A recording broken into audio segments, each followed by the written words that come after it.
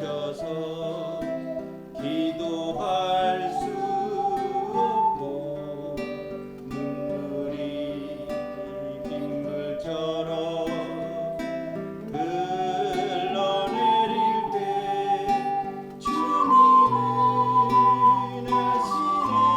당신의 약함을 사랑으로 돌봐주시네.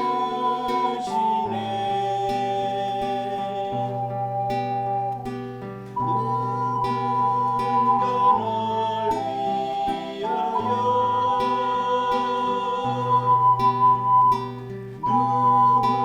누군가 기도하네. 내가 홀로 외로워서 마음이 무너질 때 누군가 널 위해 기도하네.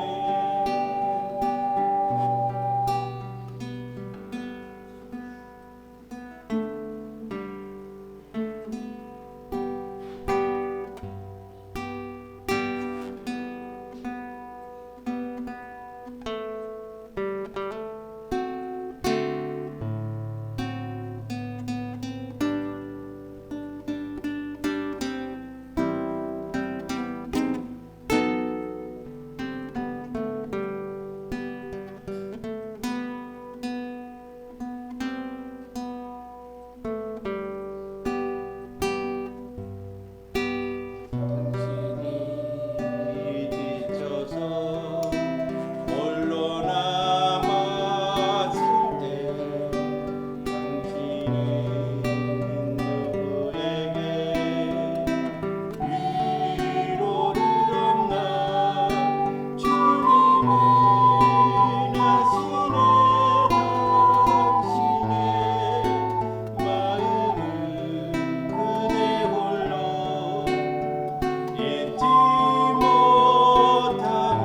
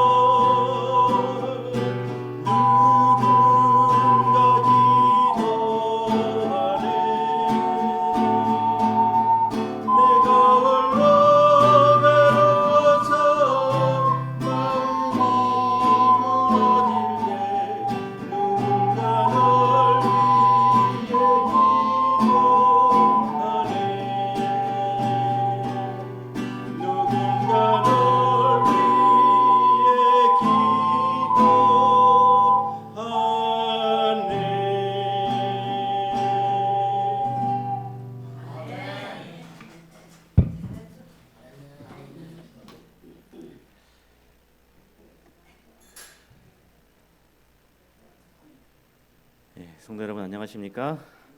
행복한 안식일입니다. 우리 차서영 집사님은 어제 제가 전화를 드렸었는데요. 이제 그 큰 아이는 많이 좋아졌고 아토피가 심해서 막 진물이 난다고 했었는데 많이 좋아졌다고 하고 이제 둘째가 또 폐렴에 걸렸답니다. 그래서 폐렴 때문에 또 약을 먹고 있고 또 범이도 또 기침을 시작해서 어제 병원에 다녔다고 해가지고 오늘 혼자라도 오신다고 했었는데 또 못 오시는 모양인 것 같습니다. 그리고 우리 김국환 장모님은 아직 정확히 오늘 왜 오시는지는 이유는 모르겠습니다. 예.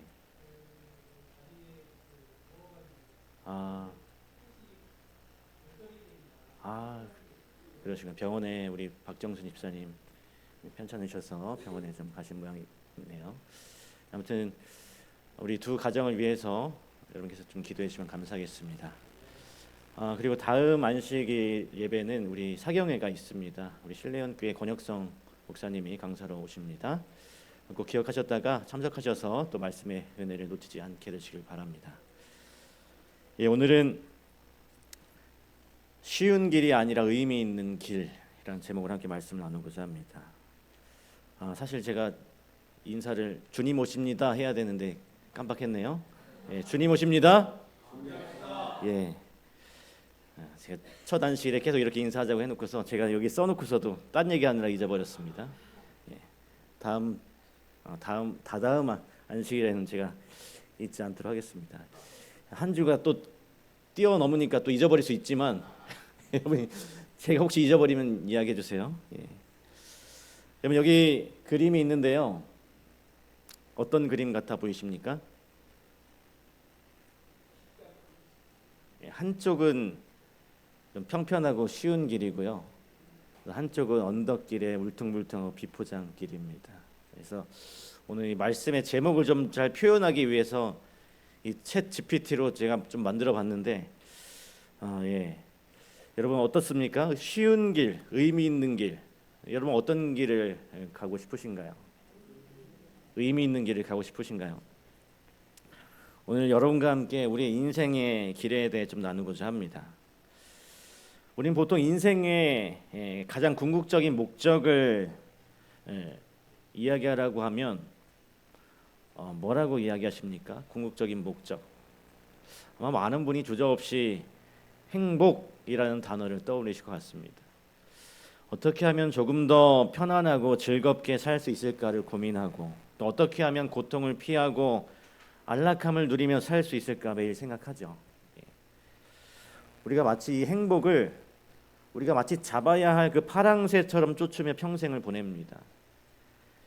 하지만 이 행복이라는 이 감정은 참으로 변덕스럽고 안개와 같습니다. 상황이 조금만 나빠져도 금세 사라지고 또 우리를 배신하곤 합니다. 그래서 우리는 행복보다 더 단단한 인생의 토대를 찾아야 하는 것이죠. 우리 행복보다 더 단단한 토대. 전 세계적으로 큰 반향을 일으킨 조던 피터슨이라고 하는 아주 명망 있는 심리학 교수가 있습니다. 이분이 우리가 상식처럼 믿어온 행복의 가치를 정면으로 반박했어요. 그가 쓴 이 베스트셀러 12가지의 인생의 법칙은 수백만 명의 영혼을 깨웠습니다. 그는 행복이 인생의 유일한 목표가 되어서는 안 된다고 단호히 말하고 있습니다. 오히려 이 행복보다 더 높은 차원의 가치인 그 의미를 찾아야 한다라고 이렇게 말하고 있습니다. 이분이 이제 하버드 대학에서 강의하면서 수많은 젊은이에게 호소했어요. 행복을 추구하는 것은 인간의 본능이지만 그것은 너무나 약하다고 말했어요. 인생의 거친 풍파를 견디게 하는 것은 오직 의미뿐이라고 강조합니다. 여기 이 책에 보면 이런 부분의 내용이 있습니다. 인생은 본질적으로 고통의 바다이며 비극은 늘 우리 곁에 잠복해 있습니다. 우리는 언젠가 병들어 쓰러지고 사랑하는 이들을 먼저 하늘로 보내며 결국 우리 자신도 죽음을 맞이하게 됩니다. 만약 행복이 삶의 유일한 목적이라면 이런 피할 수 없는 비극이 찾아왔을 때 우리 인생은 그 즉시 무너져 내리고 실패한 것이 되어버립니다. 그러므로 우리는 찰나의 행복이라는 감정보다 고난 속에서도 우리를 지탱해줄 인생의 의미를 발견해야 합니다. 쉬운 길이 아니라 의미 있는 길을 선택하십시오.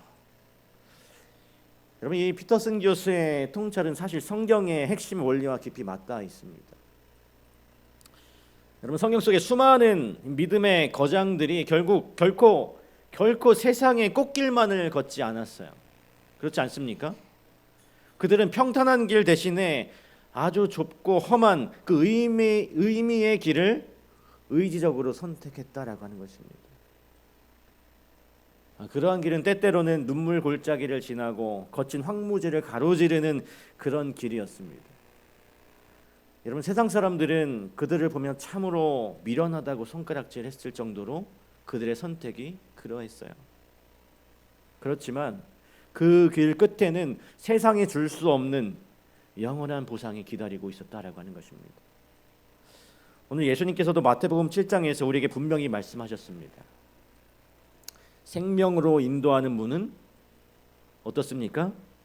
좁고 길이 협착하여 찾는 이가 적다라고 말했습니다. 우리는 오늘 그 좁지만 찬란한 의미의 길에 대해 깊이 좀 묵상해 보아야 합니다.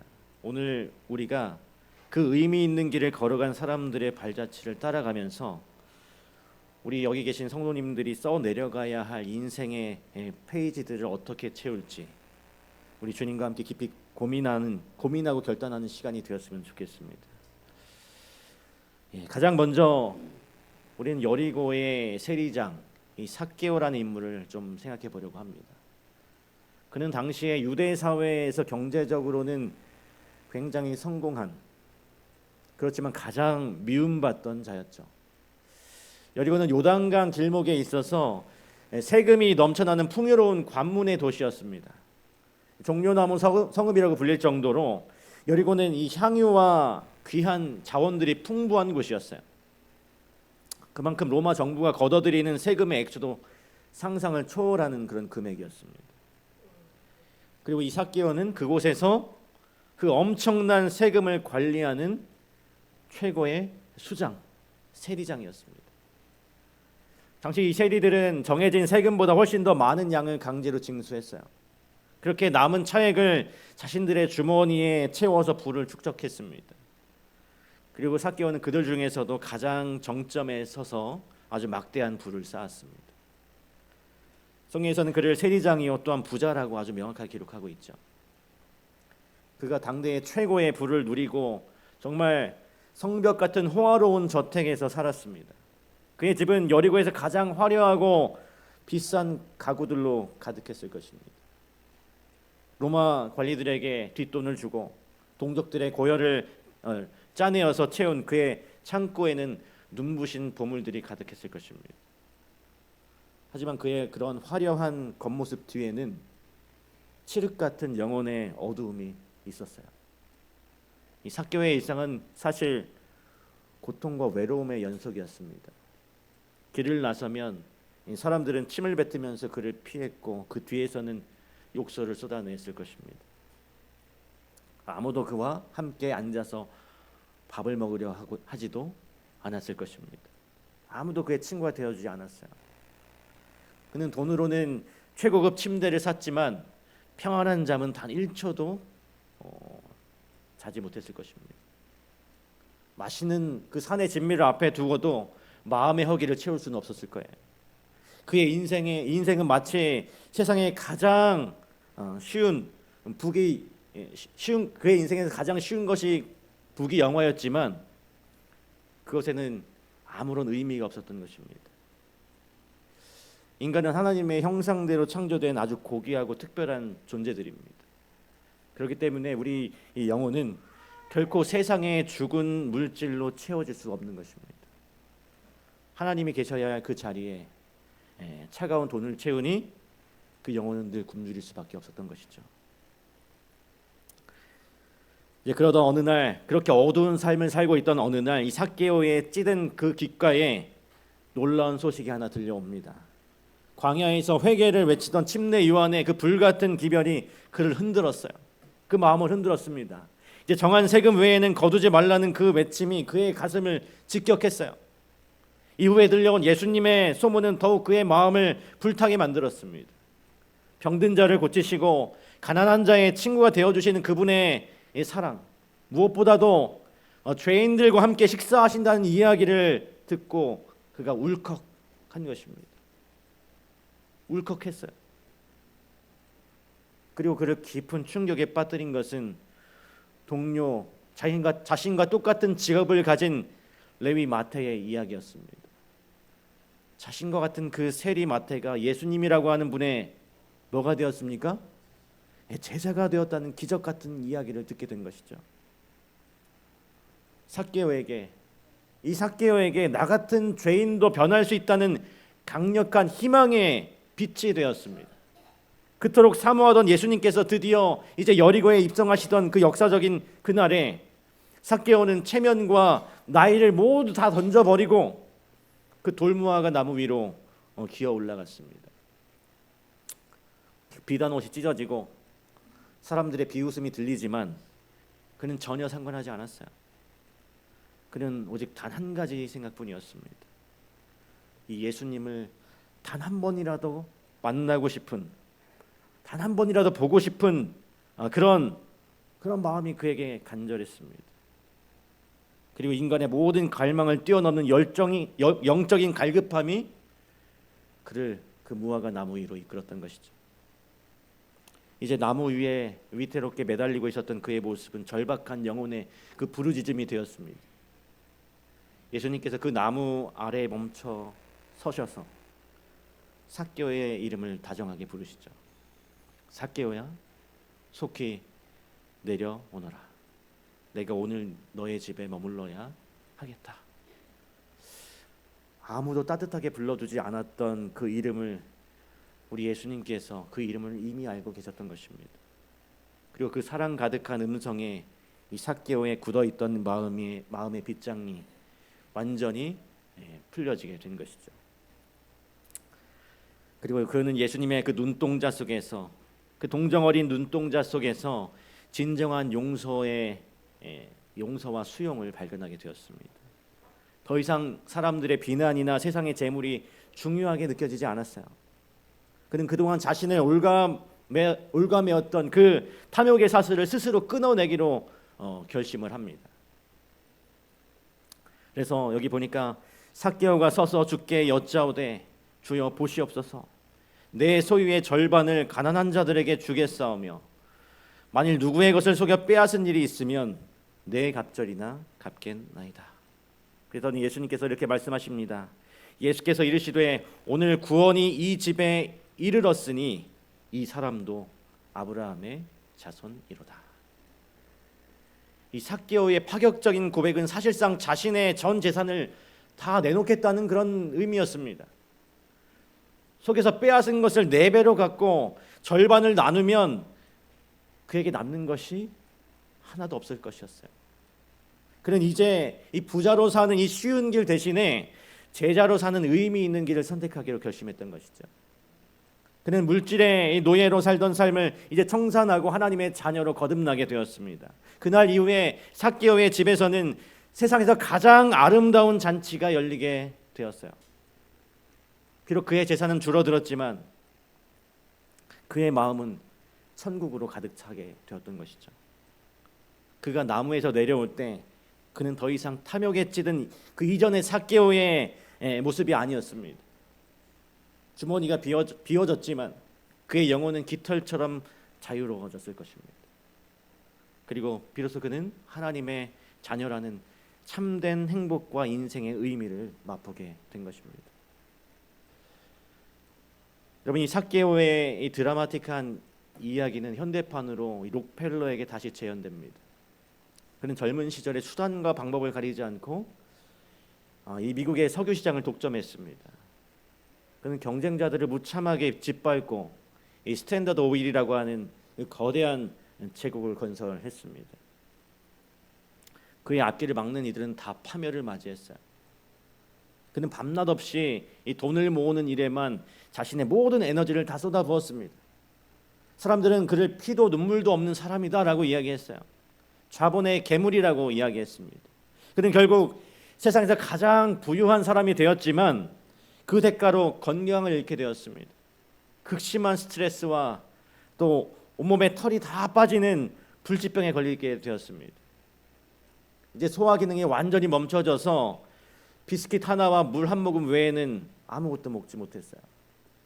그리고 55세라고 하는 한창의 나이에 그는 딱 이제 1년만 살 수 있다라고 하는 사망 선고를 받게 되었습니다. 그가 수조 원의 재산을 가졌지만 이제 딱 1년밖에 살지 못한다는 사망 선고를 받게 된 것입니다. 이 죽음이라는 거대한 그 그림자 앞에서 무력하게 된 것이죠. 아무리 돈을 많이 줘도 어떤 의사도 그를 고칠 수 없었습니다. 그리고 그가 그 많은 돈을 가졌지만 그 돈으로도 생명을 살 수 없었어요. 이 죽음의 그림자가 짙게 깔리자 그는 비로소 자신의 인생을 다시 돌아보게 됩니다. 지금까지 목숨을 걸고 모은 그 돈들이 죽음 앞에서는 한 줌의 먼지가 되어버리는 사실을 깨닫게 된 것입니다. 그리고 그 절망으로 가득 찬 그 병원 복도에서 그는 기적 같은 인생의 전환점을 맞이하게 돼요. 병원 로비에 걸린 한 액자의 글을 그가 보게 되면서 그의 심장을 세차게 그 글귀가 세차게 때렸습니다. 주는 것이 받는 것보다 복이 있다. 그리고 그때 마침 그 병원 복도에 병원비를 낼 수 없어서 울고 있는 한 소녀를 보게 되었습니다.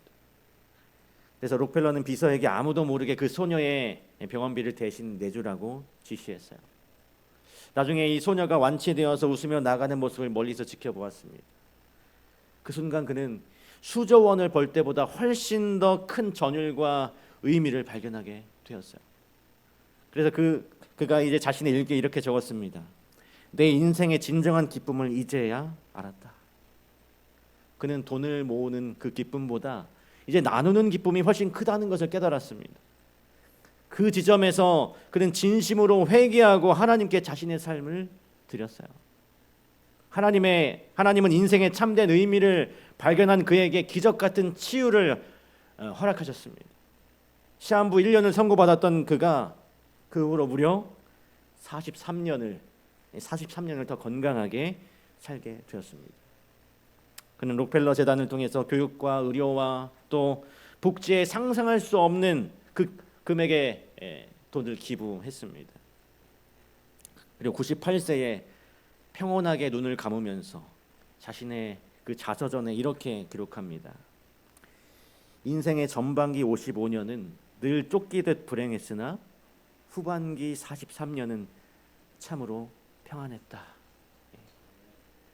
그는 돈을 쫓고 넓고 쉬운 길을 버리고 사명을 쫓는 의미의 길을 택했습니다. 그 후반기의 삶은 전 세계 수많은 사람들에게 축복의 통로가 되었어요. 여러 대학을 비롯한 수많은 교회들이 그의 후원으로 세워지게 되었습니다. 그는 이제 악마 같은 독점자가 아니라 전설적인 자선가로 기억되고 있는 것입니다. 이 사랑하는 성도 여러분, 예수님은 우리 모든 인생에게 길이요 생명이 되십니다. 그분을 인격적으로 만난다는 것은 우리 인생의 지도를 다시 그리는 일인 것입니다. 나만을 위해서 쌓고 견고한 그 성벽을 나만을 위해 쌓았던 그 성벽을 허물고 이제 이웃을 향해서 사랑의 창문을 내는 그런 삶을 우리가 살아야 하는 것이죠. 성경은 이런 놀라운 내면의 변화를 가리켜서 거듭남이라고 이야기합니다. 이전의 육신적인 욕망은 죽고 예수 안에서 새로운 목적을 가진 사람이 되는 것입니다. 만약 이 삭개오와 록펠러가 그 지점에서 돌이키지 않았다면, 그 전환점에서 돌이키지 않았다면 그 끝이 어떻게 되었을까요? 그들의 마지막 마침표는 얼마나 허무하고 쓸쓸하고 비참했을지 한번 상상해 보시기 바랍니다. 죽음의 순간에 자신이 모은 것을 바라보면서 얼마나 많은 눈물을 흘렸을까요? 하지만 그들은 의미를 선택했기 때문에 죽음 앞에서도 당당할 수 있었습니다. 우리 성도 여러분, 이 안식일에 우리의 삶을 깊이 돌아보시게 되길 간절히 바랍니다. 우리는 지금 무엇을 얻기 위해서 이토록 정신없이 바쁘게 달려가고 있는가? 여러분이 추구하는 목표가 죽음의 문턱을 넘어서도 가치 있는 것인가? 여러분의 인생의 자서전에 지금 어떤 가치 있는 이야기들이 기록되고 있는가? 또 하나님이 주신 그 소중한 시간과 건강과 그리고 재능을 어디에 쏟고 있는가? 우리는 인생의 겨울이 오기 전에, 인생의 밤이 찾아오기 전에 그 의미들을 깨달아야 하는 것입니다. 하나님께서 우리 각자에게 맡기신 사명이 무엇인지 진지하게 물어야 하는 것이죠. 여기 시편과 전도서의 말씀에 이런 말씀이 있습니다. 나의 때가 얼마나 짧은지 기억하소서. 주께서 모든 사람을 어찌 그리 허무하게 창조하셨는지요. 그림자같이 보내는 일평생의 사람에게 무엇이 낙인지를 누가 알며. 시편과 전도서의 기록자들은 우리 인생의 덧없음을 끊임없이 경고하고 있습니다. 우리 인생이 영원할 것 같지만 우리에게 주어진 은혜의 기회는 그리 길지 않습니다. 우리는 마치 오늘이 내 인생의 마지막 날인 것처럼 의미 있게 살아야 하는 것입니다. 지혜로운 사람은 죽음의 문턱 너머에도 남을 영원한 가치를 오늘 준비하며 살아갑니다. 그것은 바로 하나님을 사랑하고 이웃을 내 몸과 같이 사랑하는 일입니다. 이 사랑의 수고만이 우리 하늘 창고의 보물로 쌓이게 될 것임을 여러분 기억하시기 바랍니다. 근데 여기 지혜를 버리고 찰나의 헛된 영광을 쫓았던 비극적인 인물도 있어요. 구한말의 이완용은 당대 최고의 천재이자 엘리트로 불리던 뛰어난 사람이었습니다. 그는 과거에 급제하고 영어를 독학해서 누구보다도 앞서가던 최고급 관료였습니다. 아주 비상한 두뇌와 이 상황을 아주 잘 판단하는 그 판단력으로 이제 고종 황제의 두터운 신임을 한 몸에 얻고 있었던 사람이었습니다. 그 당시 조선에서 가장 똑똑한 사람으로 꼽혔어요. 그런데 그가 만약에 그 재능을 나라를 위해 썼다면 역사는 달라졌을지도 모르겠습니다.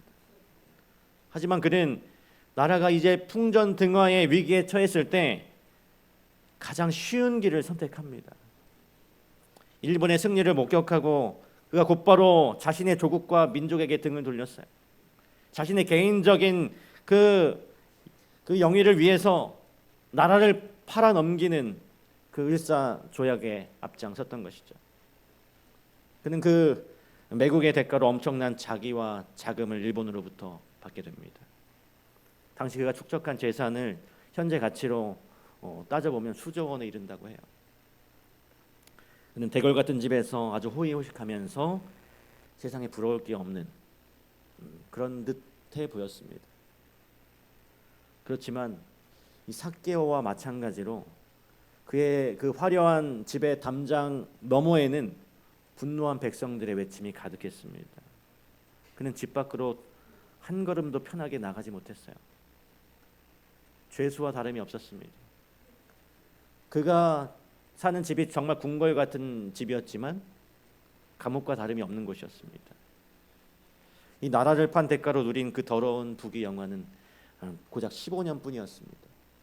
그 15년 동안 그는 단 하루도 베개를 높이 베고 마음 편히 잠들 수 없었어요. 암살의 두려움 때문에 늘 두려워했고 실제 테러의 부상으로 평생 고생했습니다. 그는 일본의 앞잡이로 살아가면서 영혼이 서서히 말라 죽는 그런 상황이 되었어요. 그가 죽었을 때 온 민족은 그를 향해 차가운 저주와 멸시를 퍼부었습니다. 천년이 지나도 씻겨지지 않을 만고의 매국노라는 그런 낙인이 그에게 찍히게 된 것이죠. 그가 가지고 있었던 수조 원의 재산은 그의 영혼을 단 1초라도 위로하지 못했습니다. 그의 자녀들도 대대로 조상의 이름을 부끄러워하면서 숨어 살아야 했습니다. 돈을 가졌지만 명예를 잃었고 목숨은 부지했으나 영혼을 팔아버린 것이죠. 이것이 세상에 주는 쉬운 길에 참담하고 비참한 결말이라고 하는 것입니다. 그가 만약에 죽기 직전에 다시 인생의 그 중대한 갈림길로 돌아갈 수 있었다면 어땠을까요? 온 세상에 손가락질을 당하며 부자가 되는 그 비겁한 길을 다시 선택하지 않았을 것입니다.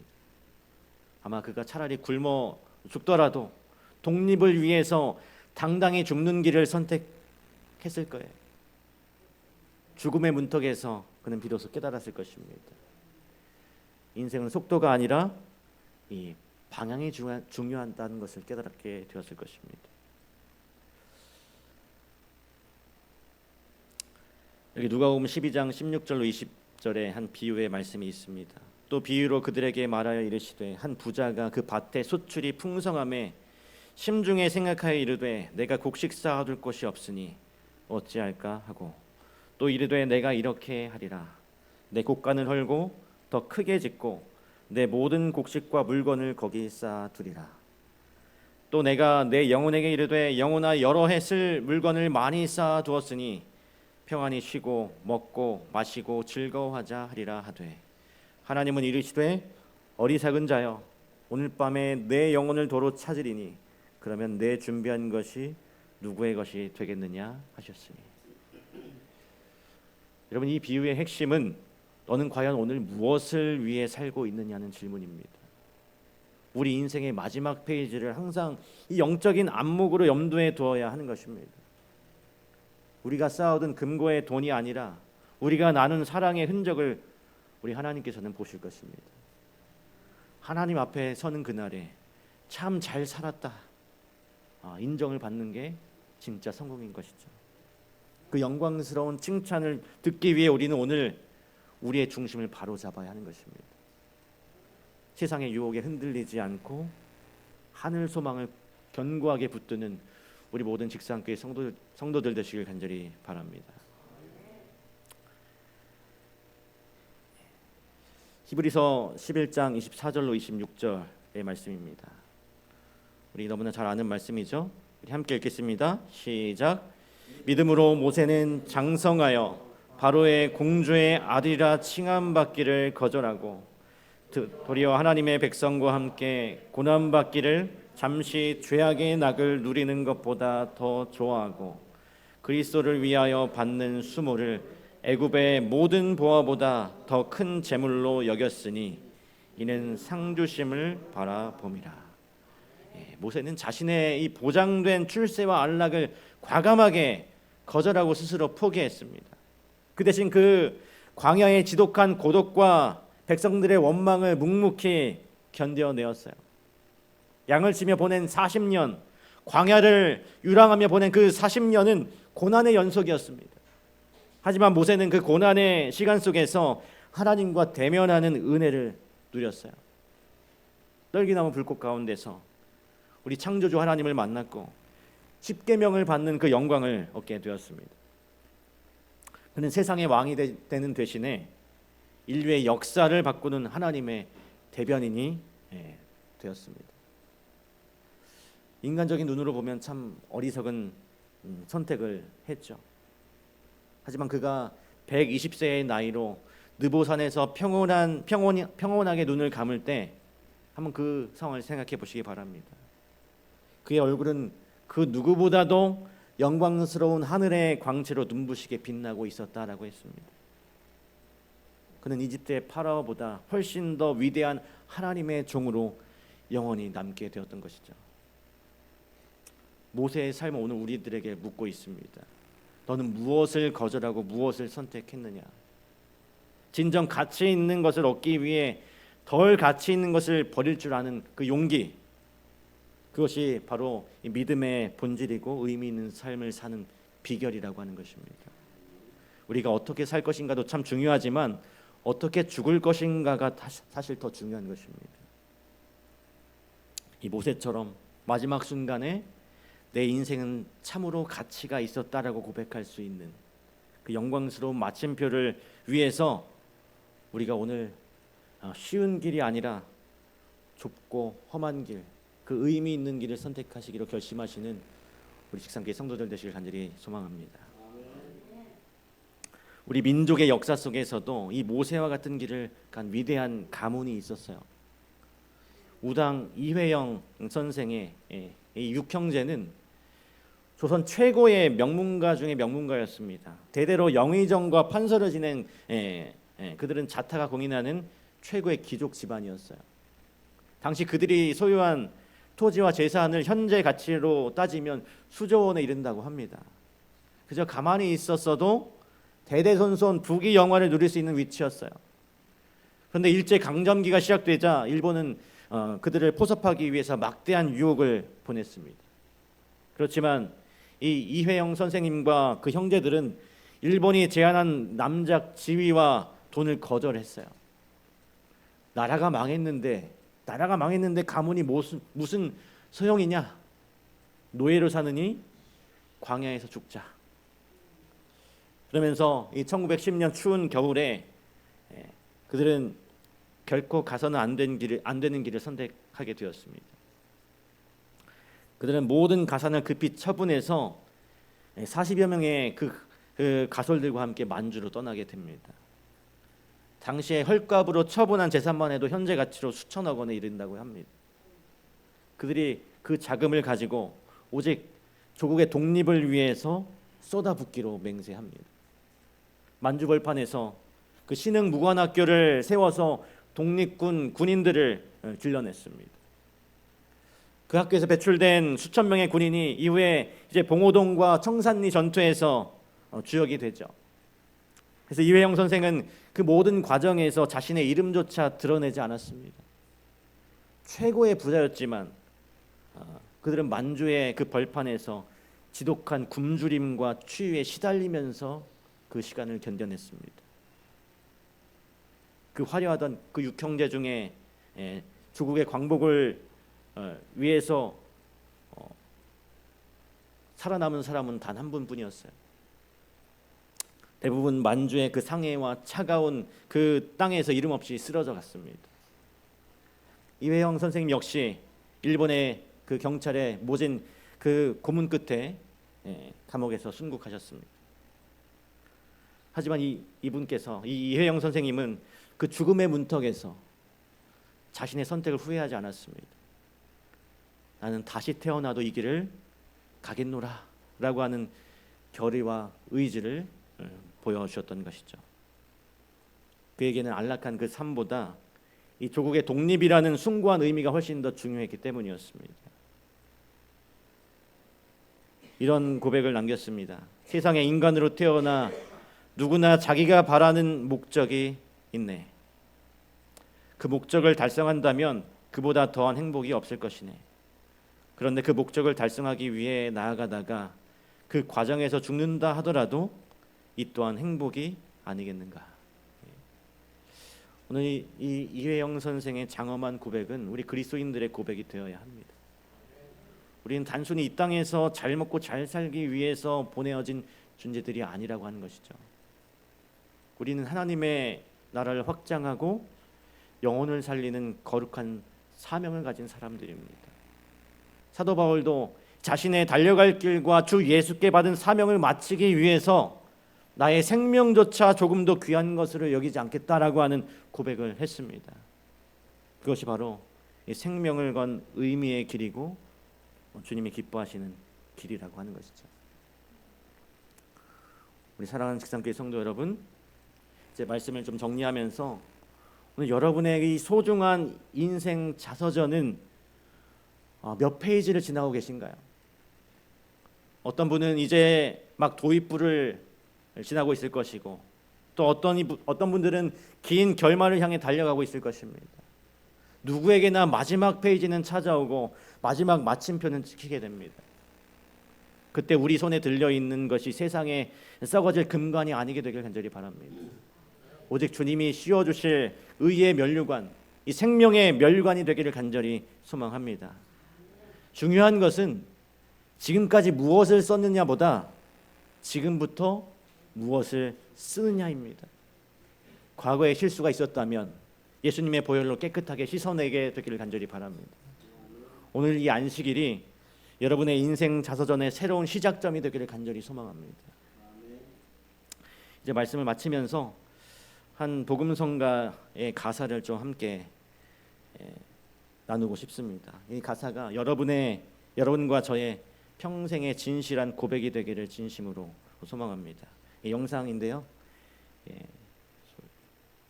틀어드리도록 하겠습니다.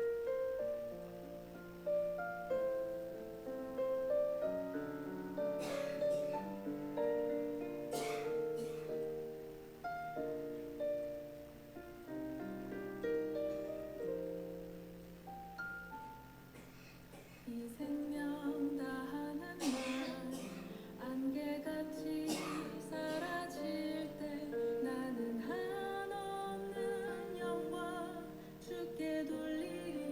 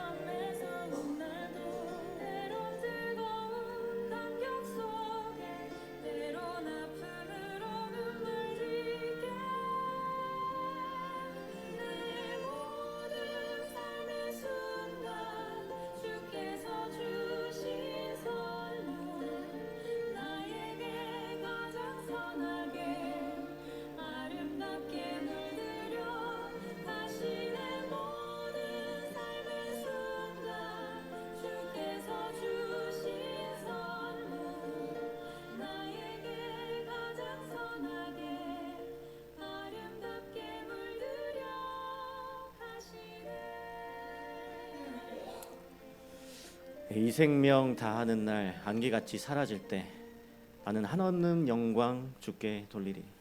아름다운 만물을 날 위해 지으시고 새로운 날들로 내 삶 가득 채우심을, 때론 봄처럼 꽃 피우시고 때론 겨울처럼 매서운 날도, 때론 뜨거운 감격 속에 때론 아픔으로 눈물 짓게 내 모든 삶의 순간 주께서 주신 선물, 나에게 가장 선하게 아름답게 물들여 가시네.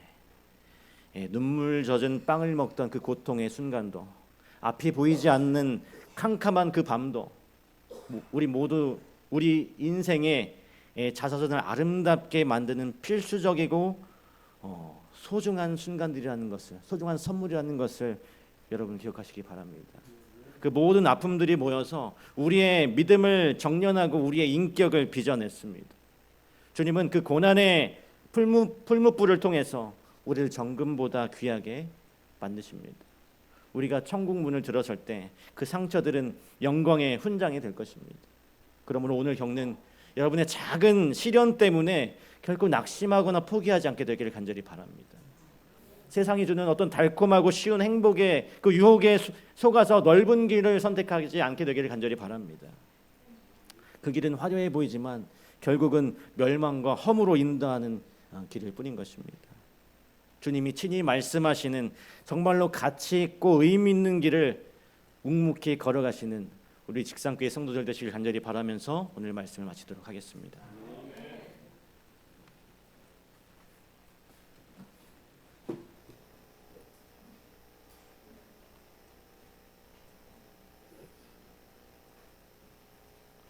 찬미가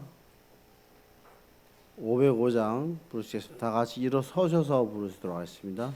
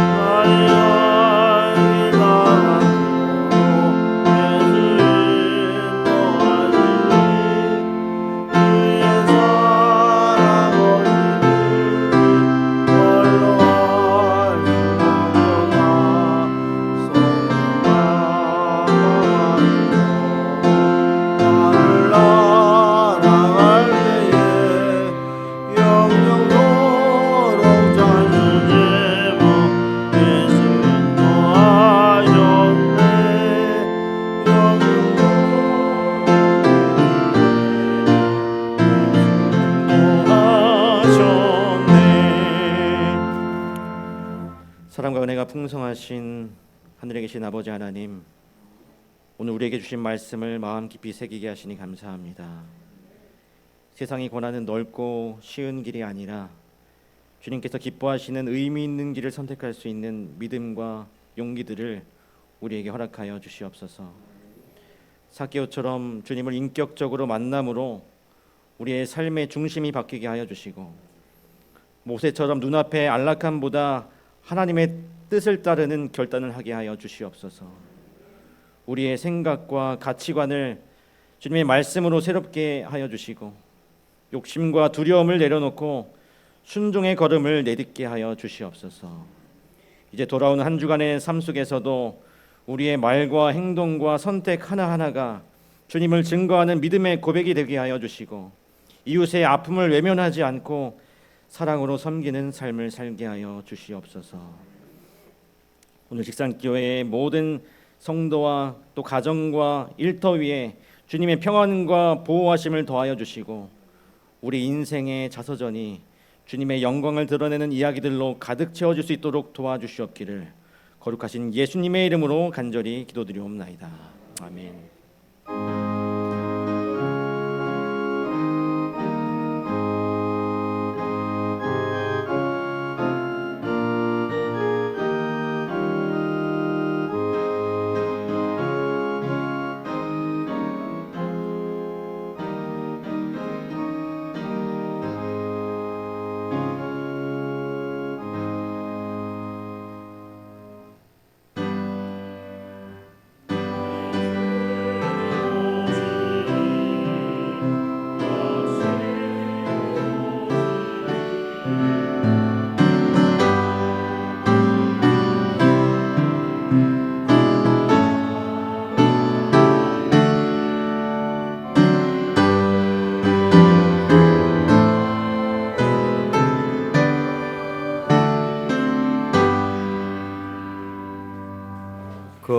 저 뒤에